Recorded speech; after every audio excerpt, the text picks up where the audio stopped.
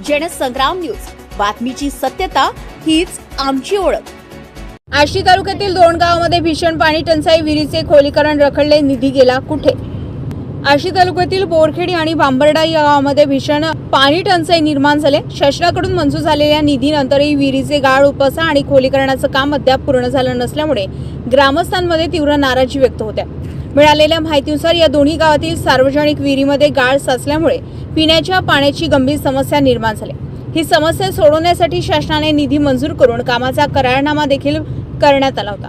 मात्र 1 वर्ष उलटूनही प्रत्यक्षात कोणतेही काम झालेलं नाही। माजी सरपंच लता काडताई यांनी याबाबत गंभीर आरोप करत सांगितले की वारंवार तक्रारी करूनही प्रशासनाकडून केवळ आश्वासनेच देण्यात आले।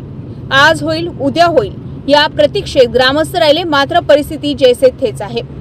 दरम्यान गावात 2 दिवसाआड पाणी पुरवठा होत असून बांबर्डा गावात 1 दिवसाआड पाणी मिळत आहे। शेष शिवारातही पाण्याचा तुटवडा असल्यानं नागरिकांना दूरदूरून पाणी आणावं लागतंय। या पार्श्वभूमीवर मंजूर झालेला निधी नेमका खर्च झाला की नाही यावर प्रश्नचिन्ह उपस्थित होत असून निधीचा दुरुपयोग झालाय का अशी शंका व्यक्त होत आहे।